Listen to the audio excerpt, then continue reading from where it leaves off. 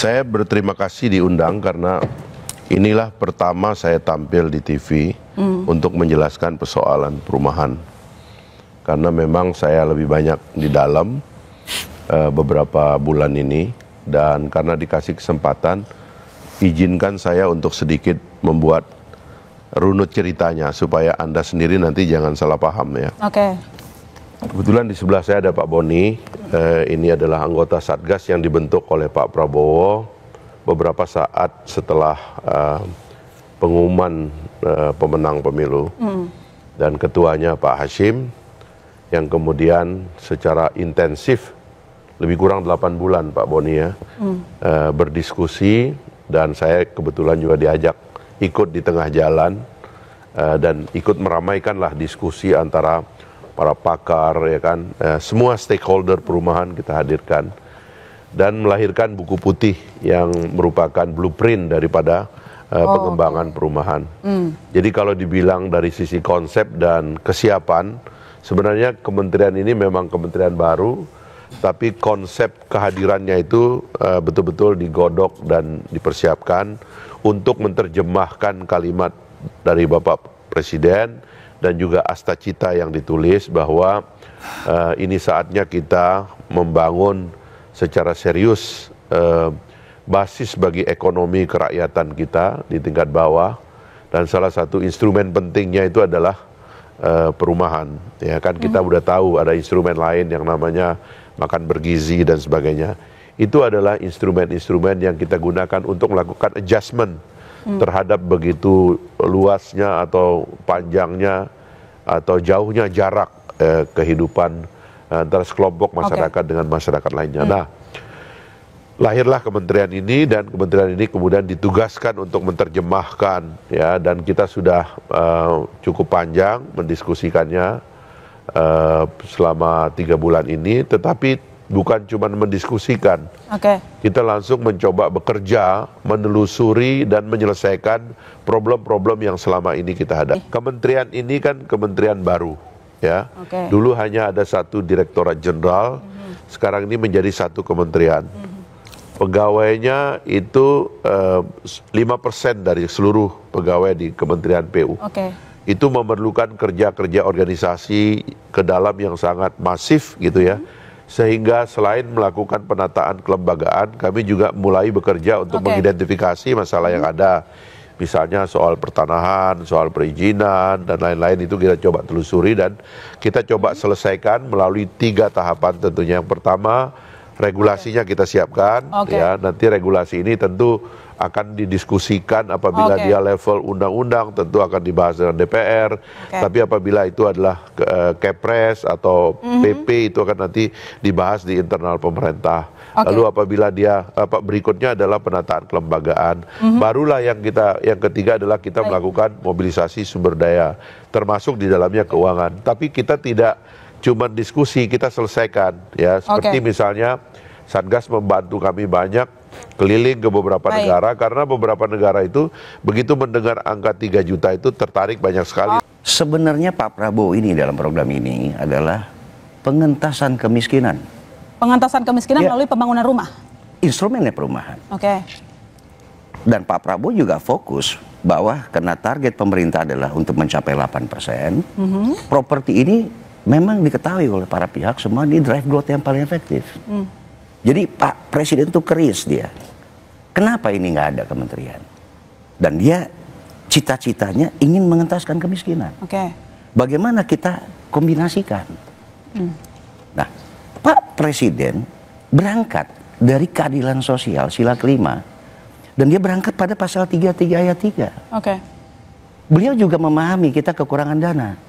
Tetapi apa pintu masuk secara hukumnya?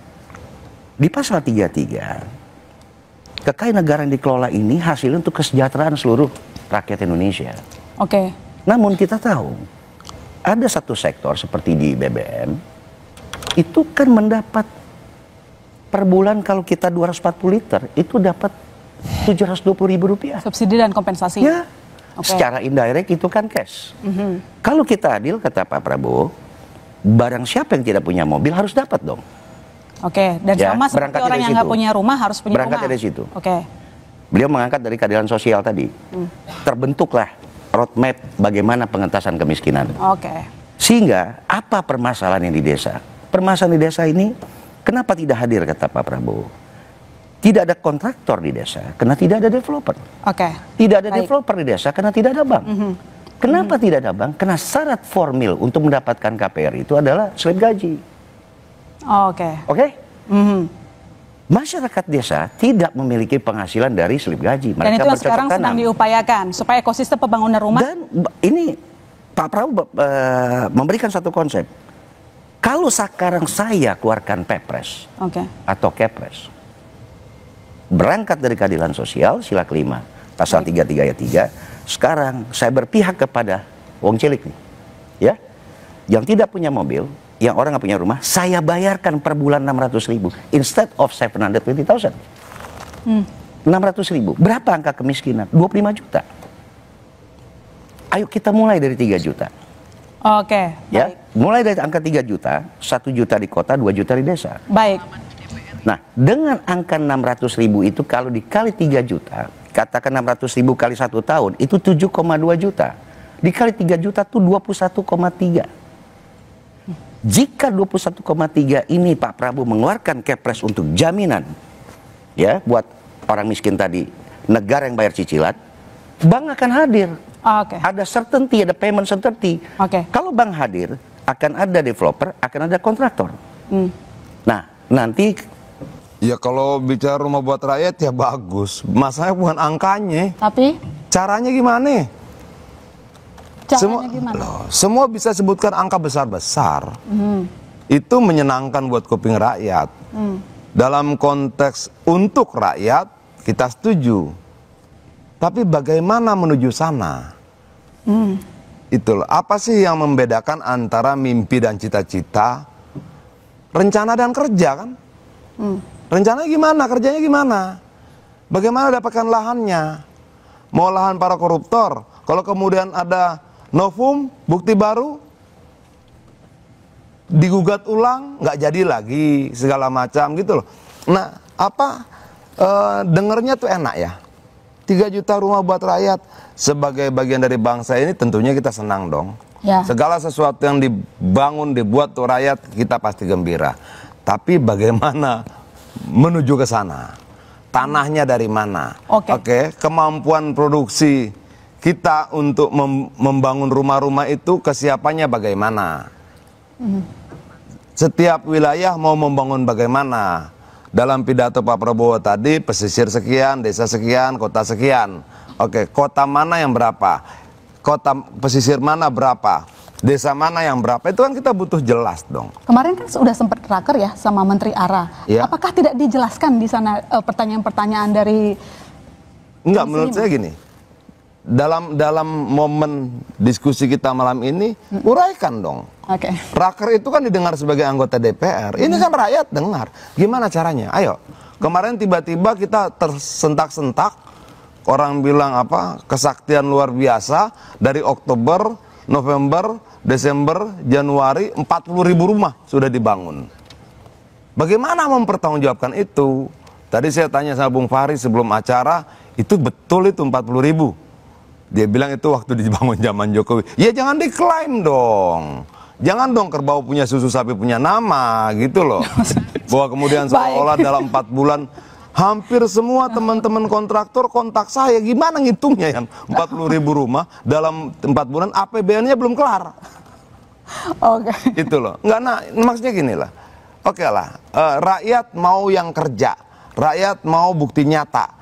Rakyat sudah capek dengar yang indah-indah gitu loh. Di pemilu sudah disampaikan, di pileg sudah, di pilpres sudah, di pilkada sudah. Semuanya indah. Sekarang rakyat mau tahu caranya bagaimana ke sana. Angkanya bagaimana. Bagaimana lu dapatkan 300 juta meter tanah untuk membangun 3 juta rumah itu. Bisa dapat tanahnya, bisa. Jangan jadi gunung-gunung sana. Seperti yang diberitakan di TV tadi kan disampaikan, banyak yang tidak terpakai, tidak terjual, mangkrak, sudah jadi nggak dipakai, aksesnya susah. Jadi gini, kita ini mau serius nggak sih buat rakyat? Atau ada bisnis di balik kata rakyat ini? Oh. Jelaskan dong. Ya, saya jelaskan. Oke. Itu pengembang di sebelahnya, pengembang aja tanya nanti. Tapi kan kan yang ngomong Pengembang yang bangun dia tahu tuh. Kalau saya ingin kembali sedikit pada penjelasan fakta bahwa masyarakat Indonesia dan Pak Prabowo di APEC, di G20 itu berpidato secara terang-terangan. Beliau mengatakan kita masih banyak masyarakat kita yang hidup di bawah garis kemiskinan. Dan itu angka-angka yang sering diungkap, yaitu 10% dari rakyat Indonesia mengkonsumsi kurang dari 2.100 kalori per hari per kapita. Itu artinya sekitar 29 juta orang.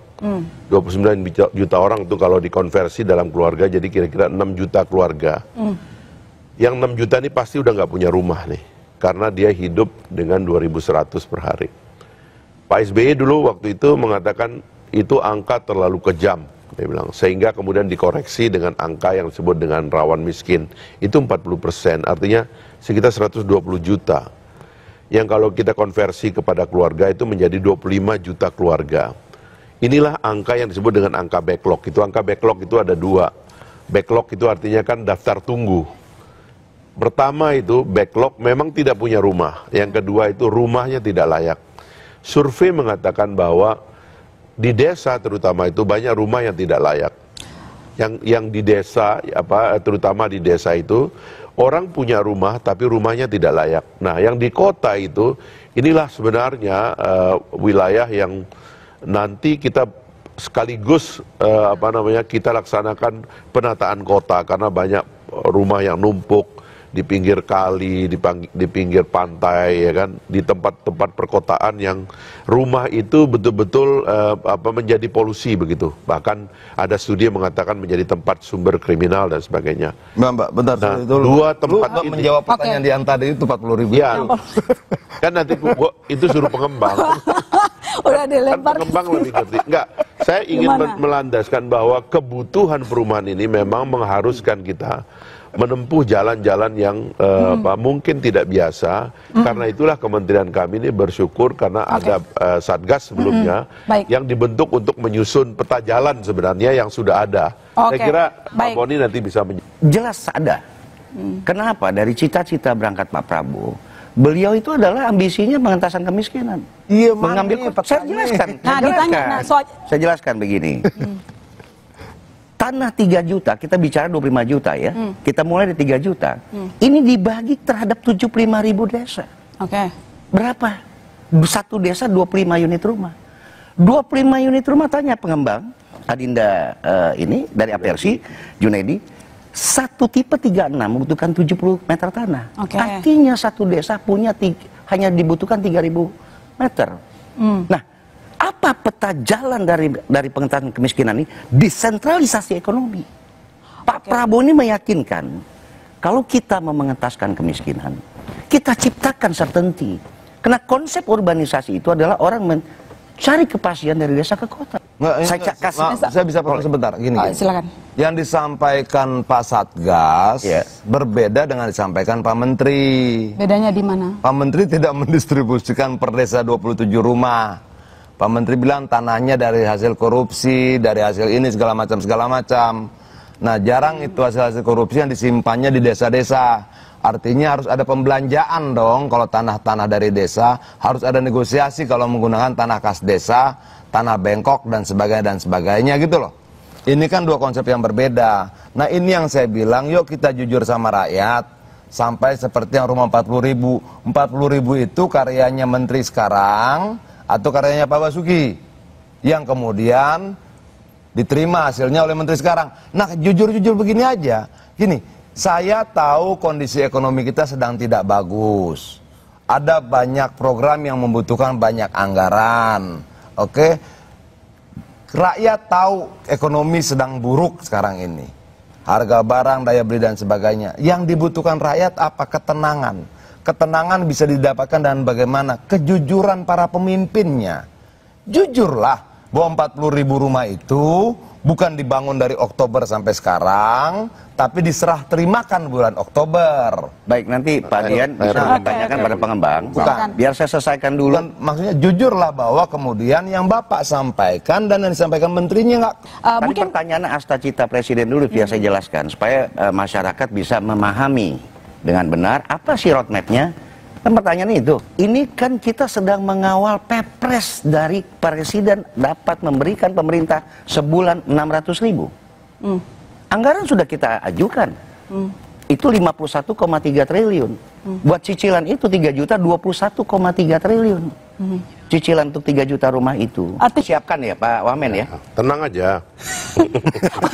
kita satu jalan kok. Jadi begini, kita ini satu jalan. Karena Satgas lah yang melahirkan Kementerian Perumahan yang dipimpin oleh Pak Hasim, ya kan? Kita yang ada 3 permasalahan. Satu backlog yang tadi disebut Pak Wamen, ya kan? Backlog nih kenapa? Sekarang ada angka 90 juta. Bank Indonesia undang saya nanya, Pak, berapa lama backlog bisa diselesaikan? Saya bilang, wah mudah, bagi aja 9 juta bagi 200.000 per tahun kan 200.000, 45 tahun. Pertumbuhan kebutuhan rumah 5%, nggak akan selesai-selesai. Kenapa? Inilah yang Satgas menelusuri. Rupanya FLPP ini, fasilitas likuiditas pembiayaan perumahan ini, yang menerima fasilitas itu bukan pembeli rumah atau pengembang, tapi perbankan. Yang jualan likuiditas siapa? Yang jualan likuiditas perbankan kan? Kenapa? APBN hanya sanggup memberikan 75% sebesar 200.000 unit. Berarti nanti sistem ini tidak akan digunakan di 3 juta rumah. Makanya kita pecahkan masalahnya. Jadi kita Satgas membantu Kementerian Perumahan melakukan ekstra lobby dan melihat inti permasalahan. Nah, itu permasalahan Kementerian Perumahan. Ya. Yang kedua, Pak Prabowo ingin mengentaskan kemiskinan yang tadi saya utarakan di awal. Ya. Nah, konsep Pak Prabowo ini adalah menghasilkan 5 benefit. Jadi subsidi bukan konsumtif, subsidi produktif. Nah, kenapa dia hadirkan desentralisasi ke desa? Kalau satu desa itu 25 unit rumah, ya, dan diharuskan yang membangun itu adalah siapa? Nggak boleh nih dari ketum APRSI Pak Junaidi. Harus UKMKM. Baik, kalau begitu saya ke Pak Junaidi. Kalau begitu Pak Junaidi tadi dikatakan bahwa Menteri Pertanian tersentralisasi. Berarti kan dilibatkan ya sama membangun 27 rumah per desa biar saya selesaikan, supaya jangan sepotong-potong.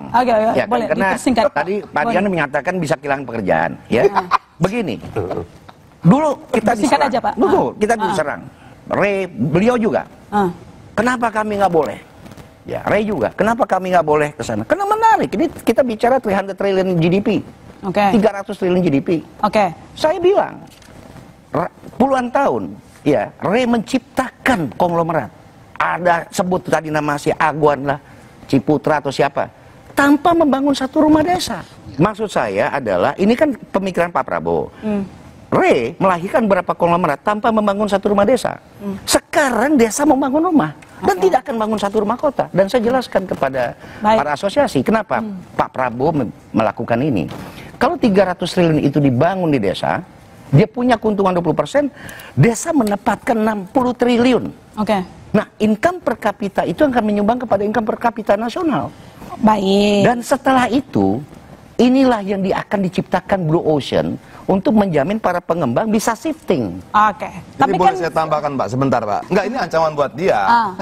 Anggota dia itu ada 3.700 perusahaan pengembang ya, yang nanti akan hilang semua karena tidak lagi dipakai sebagai pengembang rumah rakyat karena dipakai UMKM di tiap desa.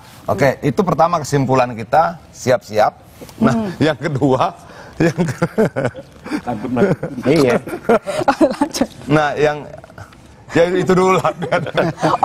Nah ini jawab dong. Dia tetap boleh membangun rumah di kota. Di kota ya, di kota dikasih yang 1 juta itu ya. Jadi cukup. Baik, saudara ini akan menjawab adalah Pak Junaidi Abdillah.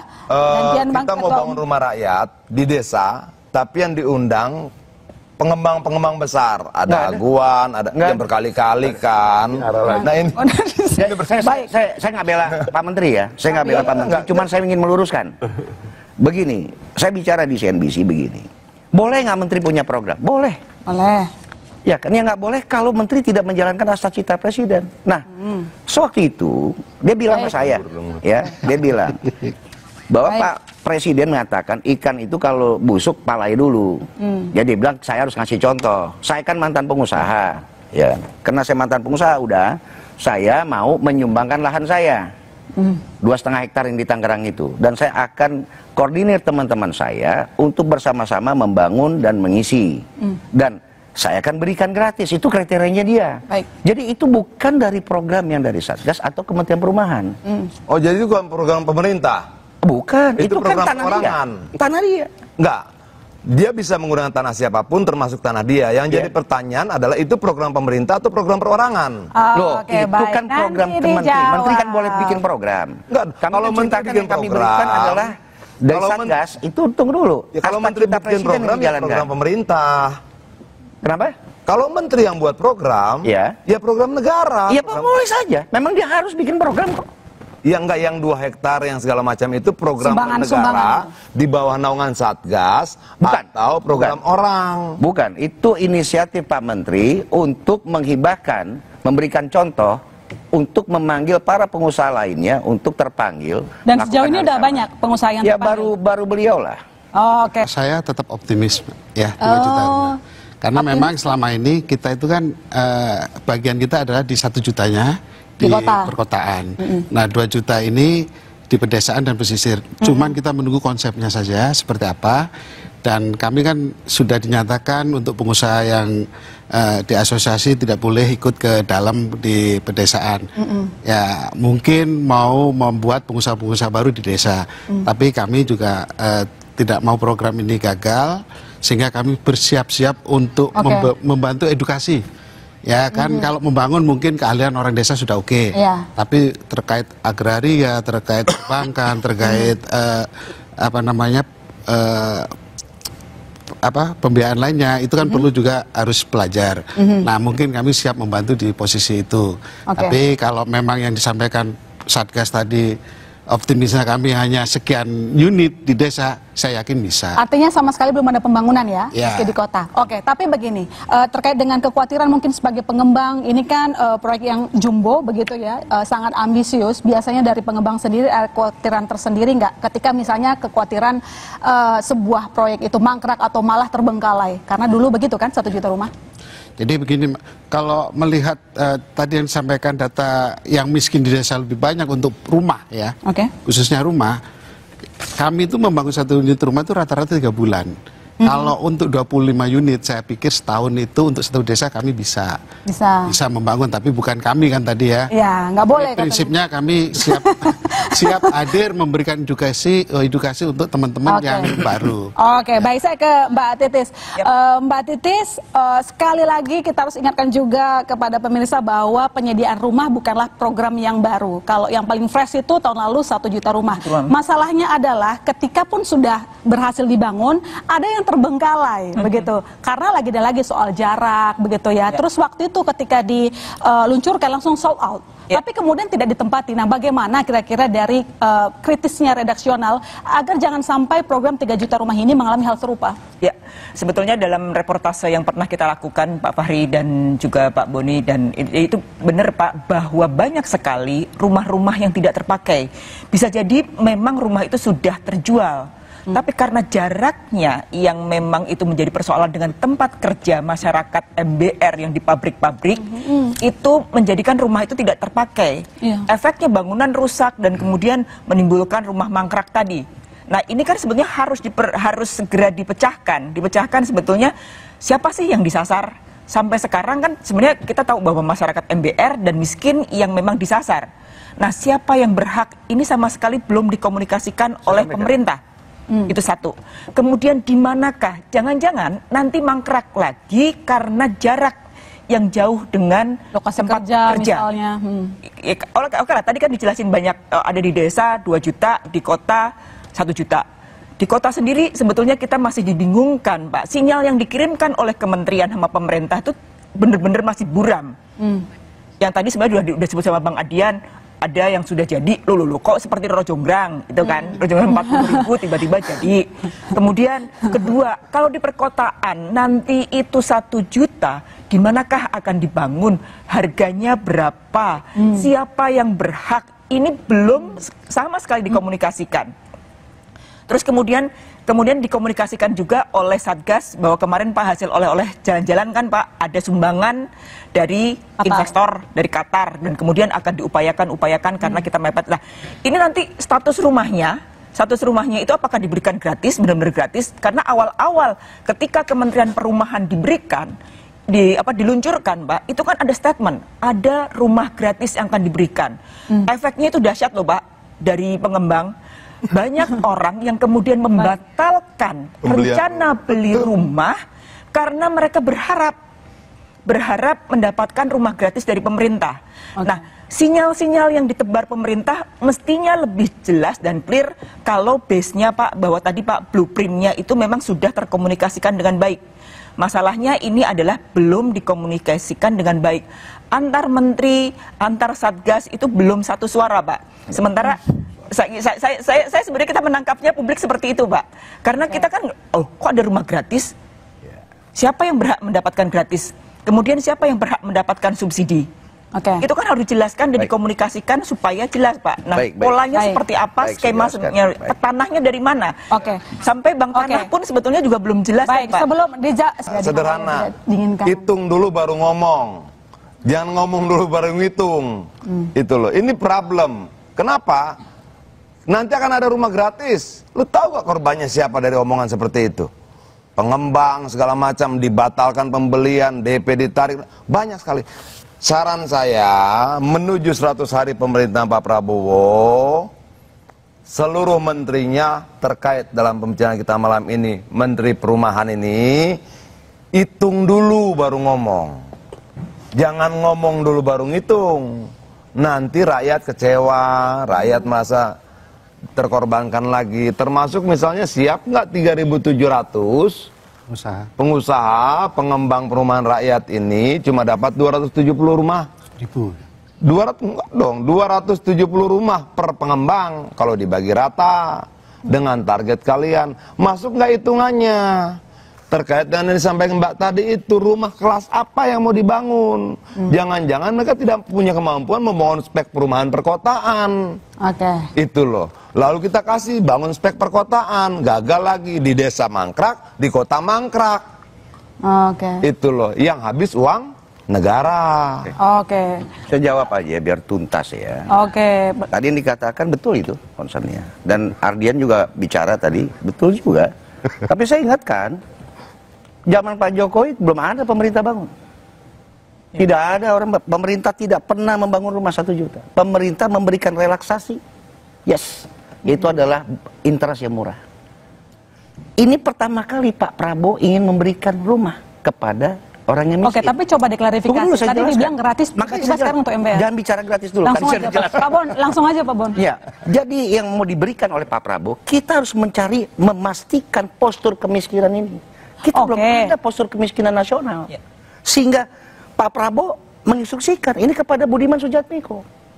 Budiman Sujatmiko sedang membuat postur kemiskinan nasional. Jadi katakan kalau kita bilang orang miskin itu apa? Standar, dia gaji pendapatan 1 juta atau tidak? Karena dia akan berhak mendapatkan. Kenapa saya bilang tidak akan mangkrak? Karena calon penerima ini adalah orang yang membutuhkan rumah. Beda dengan kasus FLPP. Nggak, tapi bedanya dengan pemerintah sebelumnya tentang pemerintah tidak pernah bangun rumah lalu sekarang pemerintah yang bangun rumah itu gimana ya? Gua masih begini, kan kalau sekarang pemerintah bayarin duit, kan dia membayar. Kalau dulu kan buruh yang bayar. Buruh itu cuma dapat relaksasi. MBR itu artinya bahwa ini rumah betul-betul gratis nih. Gratis. 3 juta itu gratis. Betul, gratis. Clear ya? Clear. Wow. Oke, rakyat tidak perlu mencicil. Tidak. Negara mencicil. 600.000 cicilan itu negara yang bayar. Enggak, artinya negara misalnya tagihan cicilan 1,2, negara 600, rakyat 600, atau semuanya ditanggung negara nih? Bukan, 600 kita tetapkan, 600 tipe 36 tanah 70 itu berlokasi di desa. Oke? Artinya ini si pemilik rumah ini, si yang mengambil rumah ini sama sekali tidak bayar serupiah pun? Tidak. Clear ya? Clear. Anda sekarang rakyat harus dengar nih. Ya, harus dong. Kenapa? Dasarnya kenapa begitu? Sekarang gini, Anda aja lah. Anda nih tiap bulan terima kok 720.000 dengan kompensasi dari subsidi Petralite kok 3.000. Ya. Puluhan tahun ini. Pak Prabowo kan dari awal saya bilang dia mengangkat dari keadilan sosial, ya kan? Pintu masuknya pasal 33 ayat 3. Nah, kita punya masalah nih 25 juta. Oke, baik. Kalau kita begitu, mau menghilangkan, menekan inflasi, kalau kemiskinan tidak ada, inflasi baik. Investasi masuk. Baik, dan sudah clear. tunggu dulu, biar tahu nih cita-citanya. Kenapa harus ke desa? Ada 185 chain, supply chain kalau di dalam properti. Akan hadir industri di desa. Ya. Nah, ini grand design-nya, desentralisasi ekonomi. baik. Tapi ditegaskan yang gratis ini yang 2 juta di desa apa dengan 1 juta di kota? Oke, yang mana? Yang mana yang gratis? 3 juta Semua. ini, ya, yang 3 jutanya 2 free juta di desa ini gratis. 2 juta, yang 1 juta? 1 juta kota? juga gratis. Oke, baik. Kalau Jadi begitu, 3 juta pakai cicilan rumah. itu 21,3. Betul, Pak Fahri. 3 juta nah ini rumah 3 juta, gratis. makanya aku kasih Dibagikan dulu waktu gratis. ke Pak Saya udah Wamen. boleh jawab belum? Ada 3 juta rumah, boleh, makanya gue mau ngasih tapi dipotong terus ini. Jadi 3 juta rumah gratis katanya. Enggak, Sementara ini kemarin kan ada yang mewek minta tambahan anggaran APBN. apa sih, Uangnya dari mana Pak Fahri? 3 juta. Jadi begini, pertama Ini elegan ide sekali. atau kalimat Pak Prabowo itu sudah jadi janji dan harus ditepati Ya. dan harus dipenuhi. Dan itu kan bisa diulang-ulang seperti tadi di Kompas juga diulang. Dan karena itulah kemudian jalannya kita cari, ya.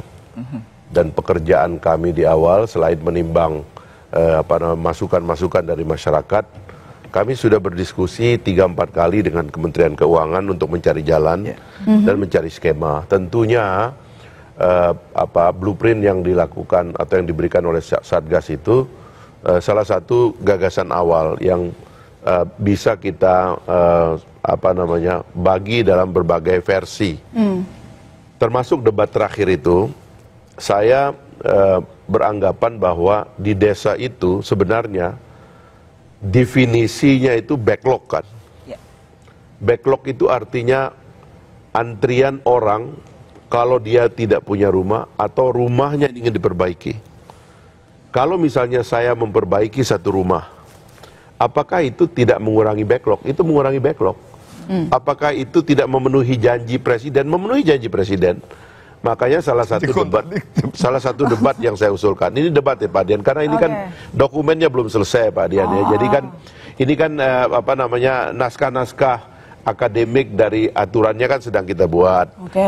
Uangnya itu nanti kalau bisa masuk APBNP Pak Dian, teman-teman di Banggar setuju itu kan kira-kira bulan Maret. Kalau untuk rakyat nggak sulit, tapi yang jadi masalah itu adalah sebenarnya kita bangun 3 juta rumah atau renovasi rumah. Makanya ntar dulu Pak Dian, ini kan kita teorinya mesti kita dudukan masing-masing. Kan tadi secara akademik backlog itu sama Pak Dian. Backlog itu memang ada backlog tidak punya rumah dan ada backlog rumahnya tidak layak. Nah, menyelesaikan backlog tidak punya rumah dan tidak layak rumah itu sama sebenarnya. Bukan soal definisinya, tapi negara mau membagikan 3 juta rumah gratis atau rumahnya sekian juta, ya itulah sekian juta. definisinya. Mohon maaf Pak Dian, ini kita harus agak akademik sedikit nih, bahwa backlog itu ada 2, backlog tidak punya dan backlog RTLH. Ini tidak, bukan tidak soal layak. definisi. Jadi yang gratis yang akademisnya. mana? Yang gratis yang mana? Enggak, itu sama-sama, ini semua harus dibereskan. Pernyataannya adalah membangun 3 juta Baik, rumah, sebentar. diuraikan 27 rumah per desa, 2 juta di kota. Ya. Tidak ada kata rutilahu, rumit, Sebentar dulu. tidak layak Oke, huni, baik. tidak ada kata renovasi Saya rumah. tambah sedikit. Ini murni membangun. Saya tambah Kita lanjutkan sedikit. nanti Saya bagaimana, tambah. Bapak? Oh masih ada? Masih ada. Sesinya, oke. Dua-duanya harus kita selesaikan. Gratis. Ya, mekanismenya sedang kita atur. Jadi begini maksudnya. Misalnya di desa, itu kan ada pertimbangan kayak begini ya. Ini bagian dari debat ya. Kan saya bilang tadi belum final. Jadi regulasinya belum final. Dari Satgas belum final juga? Entar dulu. Satgas kan udah selesai. Oh, berarti hitungan Satgas nggak semata-mata sama dengan Kementerian Satgas sudah Perumahan ya? selesai pekerjaannya karena mereka kan bukan lembaga yang formal, mereka kan lembaga yang dibentuk untuk membantu pembentukan perumahan. Artinya pernyataan tadi tidak bisa dipertanggungjawabkan. Kementerian sudah terbentuk. Itu Ini sebagai ekspektasi gagasan. Oh, itu ekspektasi Oke. Satgas. Nah, berikutnya adalah kan kami menyelaksanakan. Kami itu ada kendala undang-undang, ada kendala regulasi, ada kendala anggaran, ada kendala kelembagaan. Ini kan semua sudah harus kita hadapi. Nah, tapi intinya adalah backlog itu semua harus kita selesaikan. Yang tidak layak itu harus kita bereskan. Rumah-rumah yang tidak ada sanitasi kita harus selesaikan. Dan membuat layak satu rumah itu sebenarnya sudah menghadirkan satu rumah. Karena kalau rumah tanpa sanitasi, orang mohon maaf buang air di mana-mana, itu tetap tidak bisa dikatakan rumah. Itu satu ya. Karena itu saya termasuk lagi menghitung itu, dan saya punya usulan bagaimana soal sanitasi kita selesaikan 1 tahun. Termasuk soal uang yang dibutuhkan gitu termasuk. Nah yang terakhir itu yang saya mau katakan gini, Pak Prabowo itu selalu mengutip Bung Karno, Pak Adian. Dia bilang, gantungkanlah cita-citamu setinggi langit. Kalau kita jatuh di antara bintang-bintang. Jadi ini niat Pak Prabowo 3 juta ini adalah niat mulia bagi rakyat, dan kita sebagai anak muda kita cari jalan, kita selesaikan. Tenang aja. Saya kasih pengembang dulu. Nah, ini nggak boleh didebat sama dia, ini Soekarno. Ada rasa was-was nggak? Ini gratis katanya nih. Ini harus ada modal kan sebelum bangun rumah, silakan. Gratis nih katanya nih. Gratis ini tadi perlu penjelasan yang betul-betul di masyarakat bisa diterima. Saya setuju tadi kalau 2 juta rumah untuk masyarakat desa itu gratis. Tapi yang 1 juta rumah ini harus sudah jelas. Soalnya Anda bangun di kota ya kan. Kalau desa bukan Anda yang bangun. Saya yakin yang 1 juta ini nggak bagian dari. Dia lagi ngitung margin. Nah itu gimana kalau dibilang gratis? Ada rasa was-was atau mau mundur saja dari proyek ini? Enggak. Jadi begini, kalau saya perhatikan tadi Pak Boni menyampaikan itu mungkin agak klise dikit ya kalau 3 juta itu semuanya ya. Setahu saya Pak Boni sering bicara ke saya 2 juta rumah untuk pedesaan itu yang gratis, yang angsuran 600. Ya kalau untuk yang kita sebenarnya tetap berjalan seperti biasa melalui program FLPP. Ini artinya belum clear, masih disusun. Mbak Titis, alih fungsi lahan juga harus dipikirkan. Jangan sampai 3 juta rumah harus per tahun. Ya optimis boleh, tapi lihat juga kondisi lapangan itu. Singkat saja gimana realitasnya. Jangan sampai kita sembarangan begitu untuk melakukan alih fungsi lahan. Sebetulnya kalau dari Pak mewakili publik Pak ya, kita tuh butuh kejelasan Mbak. Yang clear, yang satu suara, itulah yang ditunggu. Karena namanya kejelasan, baik itu kejelasan hukum, kejelasan mention yang dilakukan arahan yang dilakukan oleh pemerintah, itulah yang menjadi patokan, Pak. Jangan satu orang ngomong A, B, C, D, padahal itu atas nama pemerintah semua, Pak. Nah itu kan membingungkan, baik itu untuk dunia usaha maupun buat masyarakat. Yang tadi sebenarnya kita inginkan adalah itu Pak. Begitu jelas, maka masyarakat itu nanti akan mengikuti Pak. Mengikuti apa sih pemerintah seperti apa, dan mereka bisa berharap lebih banyak dan kemudian menggantungkan kepada negara bahwa negara itu hadir memang untuk masyarakat kita, untuk Bang rakyat Adian, kita. Masih disusun katanya, jadi artinya suara Satgas tadi tidak mewakili sepenuhnya apa yang akan disusun oleh regulator. Jadi ekspektasi Komisi 5 apa untuk blueprintnya? Mau apa aja? Enggak gini. Aja, Bang.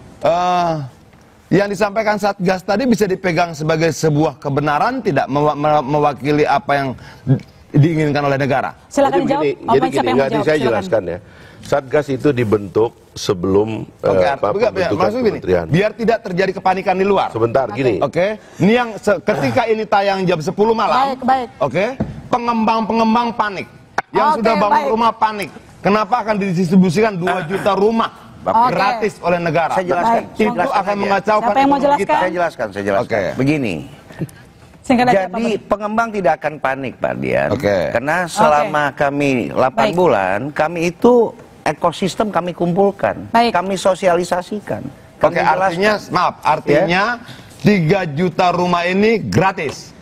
Ya, saya katakan dulu ya. 3 juta, dengar dulu. 3 juta gratis ya buat kita rakyat usulkan ya. 3 juta kenapa? Ya, 3 juta gratis untuk pengentasan kemiskinan. Tunggu dulu. Dasarnya Pak Prabowo heading to 8%. Dengan 3 juta, maka kan saya mau sebutkan 5 benefit subsidi produktif. Jika pemerintah memberikan kepastian 21,3 triliun, akan tercipta GDP 300 triliun. Betul. Tunggu dulu, UMKM yang bangun, akan ada 60 triliun. Akan ada pengurangan angka kemiskinan dengan biarlah itu dampak kalau sudah terbangun. Itu buat kalian. Sana gimana? Bukan sobat kalian atau apa? Enggak, yang rakyat ingin tahu jam 10 malam ketika ini ditayangkan, apakah 3 juta rumah itu gratis? Itu yang diusulkan. Belum jadi keputusan. Dengar dulu. 3 juta kita usulkan. Ini kan sedang dipelajari di DJA, DJKN, di Kementerian Keuangan. Berapa yang disetujui? Kalau disetujui katakan 2 juta, dia 2 juta. 2 juta itu gratis. Gratis. Pasti. Pasti itu. Begitu Pak Wari. Ya nanti kita lihatlah. Baik, kalau begitu saya simpulkan belum final. program 3 juta rumah belum tentu gratis, cuma diusulkan. Masih panjang kita bahas, Pak. Bukan. Ini maksudnya jadi gratis sebenarnya ini wakil jangan ada negara konotasi ini lain ya. Oke, iya. Pembawa Nanti akan acara apa persepsinya Satgas nih? Baik, Ada durasi kita sudah persepsinya habis. nanti para pengembang. Oke. Gratis itu adalah yang berhak menerima orang miskin. Baik. Jangan akhirnya interest pengembang beda nih. Oke, bagi-bagiin rumah, akhirnya orang nggak ada yang mau beli rumah pada pengembang. Baik, adalah di desa yang tidak dimasukkan kepada MBR, masyarakat berpenghasilan rendah. Sekarang Yang harus rakyat dengar bukan jadwal rapatnya, Tapi 3 juta rumah gratis ini lah, tapi kepastian. melalui rapat. Tenang aja. Betul, itu kan program pengentasan. Oke, Gratis baik. ya.